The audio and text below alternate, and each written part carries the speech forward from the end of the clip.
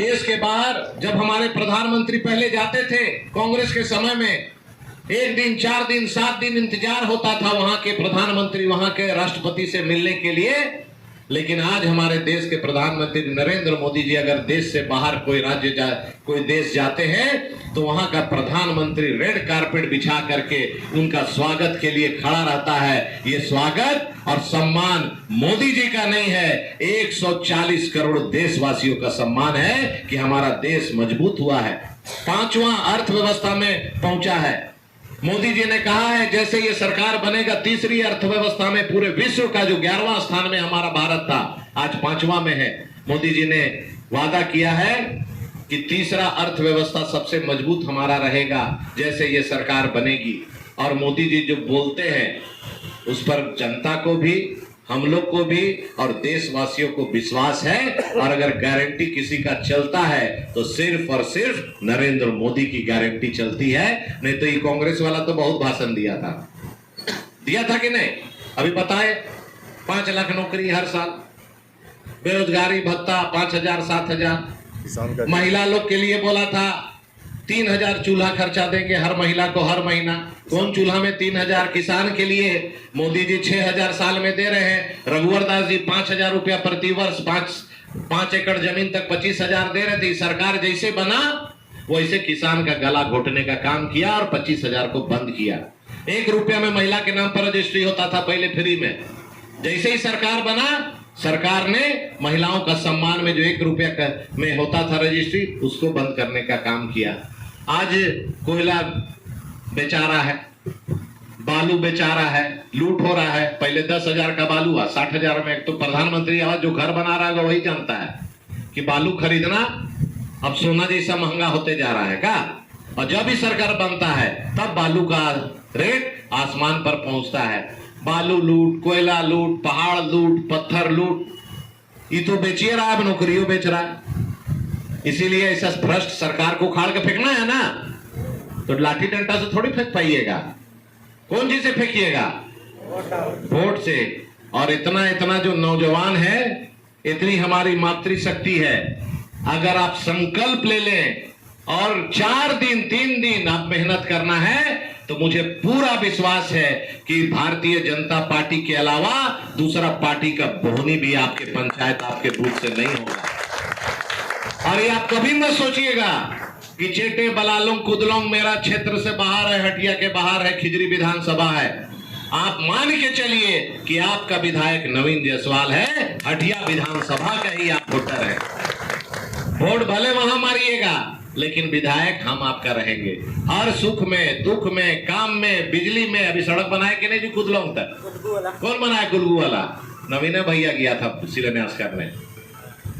अनिल गोप का क्षेत्र वो जो खिजरी विधानसभा में आता है भैया, इसका भी विधायक हम ही रहते हैं। कोई काम होता है, ट्रांसफार्मर जलता है तो हम ही दिलाते हैं, नहीं दिलाते हैं? जो काम उसके लिए आपको दूसरा को देखने का जरूरत नहीं है, बगल में हम ही है का। और जगह तो बड़ी दूर जाना होगा दूसरा विधायक लोग के पास। तो नवीन भैया का भी सम्मान करना है, मेरा भी इज्जत का बात है। और मोदी जी को लाना हम लोगों के लिए जरूरी है। इस देश को अगर बचाना है तो मोदी जी को फिर से प्रधानमंत्री बनाना है, ये संकल्प हम लोगों को लेना है। और आज अपने सनातन हिंदू धर्म के लिए जो 500 साल संघर्ष हुआ, राम मंदिर का संघर्ष हमारे पूर्वज करते करते करते कितने शहीद हो गए, चले गए, कितने लोग उस लड़ाई में शहीद हो गए। लेकिन ऐसा प्रधानमंत्री बना कि 3 साल पहले भूमि पूजन भी नरेंद्र मोदी जी ने किया और भव्य राम मंदिर का उद्घाटन भी नरेंद्र मोदी जी ने किया। और करोड़ों करोड़ सनातन हिंदुओं की जो आस्था थी उसको सम्मान देने का काम किया। तो इसीलिए आइए संकल्प लीजिए आज कि हम लोग आज जो ज्वाइन कर रहे हैं, केवल पट्टा भाजपा का नहीं पहने हैं, एक एक भाजपा का जो पट्टा पहने हैं, एक एक सैनिक की तरह हम लोग युद्ध भूमि में और चुनाव की भूमि में जाएंगे। और दुश्मन को, जैसे फुटबॉल खेलते हैं ना, तो कैसे लंगिया के मारते हैं, गोल मारते हैं कि नहीं, वैसे ही विपक्षी को लंगिया के और सीधे गोल मारना है 3 नंबर में और एक एक वोट मोदी जी को प्रधानमंत्री बनाने के लिए सशक्त करना है। इसी आशा और विश्वास के साथ आप लोग विधिवत आज भारतीय जनता पार्टी में शामिल हुए। मैं आप सभी का अपनी ओर से, पार्टी की ओर से बहुत बहुत स्वागत करता हूं। अनिल गोप जी का, मनीष जी का, विक्रांत सिंह जी का और सभी लोगों का जिनके नेतृत्व में हमारी बहन का नाम किरण दीदी का बहुत अभिनंदन करता हूं। और जहां भी कोई जरूरत होगा, आपका भाई के रूप में, आपका मित्र के रूप में नवीन जायसवाल आपके साथ कंधा से कंधा मिला के साथ देगा। सबको धन्यवाद, जोहार, नमस्कार, जय श्री राम। बहुत बहुत धन्यवाद विधायक जी।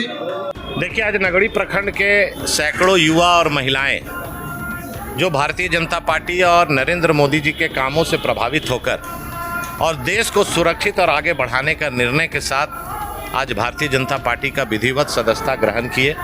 मैं अपनी ओर से नगड़ी प्रखंड के सभी गांव से आए हमारे बहनों का, हमारे नौजवान साथियों का, और जो एक एक नौजवान अपने अपने गांव के नेतृत्व करते हैं, पंचायत का नेतृत्व करते हैं, इनके आने से संगठन को मजबूती मिला है। और मोदी जी के जो संकल्प है, मोदी जी पर जो विश्वास है, उसके लिए इन्होंने आज भारतीय जनता पार्टी का दामन थामा है और इन्होंने आश्वस्त किया है कि अपने अपने पंचायत, अपने अपने बूथ पर कमल खिलेगा और फिर से तीसरी बार नरेंद्र मोदी जी को प्रधानमंत्री हम लोग बनाएंगे। इसी के साथ मैं सभी को भाजपा परिवार में स्वागत करता हूं, धन्यवाद देता हूं। आज झारखंड में सोनिया गांधी का दौरा है, क्या?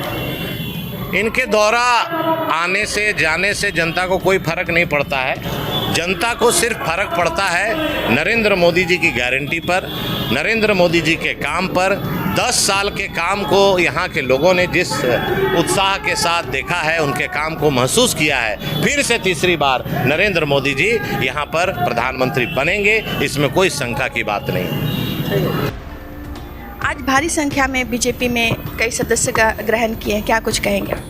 देखिए, हटिया विधानसभा क्षेत्र के अंतर्गत जो 10 मंडल आते हैं उसमें एक नगरी मंडल भी है, तो उस क्षेत्र से काफ़ी पंचायतों के लोगों ने आज नवीन जायसवाल जी से बात की कि हम भी चाहते हैं कि प्रधानमंत्री ने जिस तरह से काम किया है, बिना भेदभाव के, न धर्म किसी की पूछी, न जाति पूछी, योजनाओं का लाभ सबको मिला, तो वो भाजपा परिवार का हिस्सा बनना चाहते थे।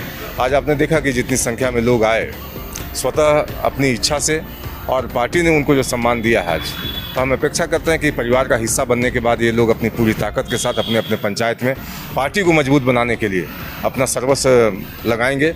और आगामी 4 तारीख को जब मतगणना होगी तो उस क्षेत्र की जनता की जो सहभागिता होगी हमारे लिए निश्चित रूप से एक उत्साह का भी कारण बनेगा। चूँकि 6 महीने के बाद विधानसभा का भी चुनाव होना है, तो संगठन का जितना विस्तार हो अच्छा है।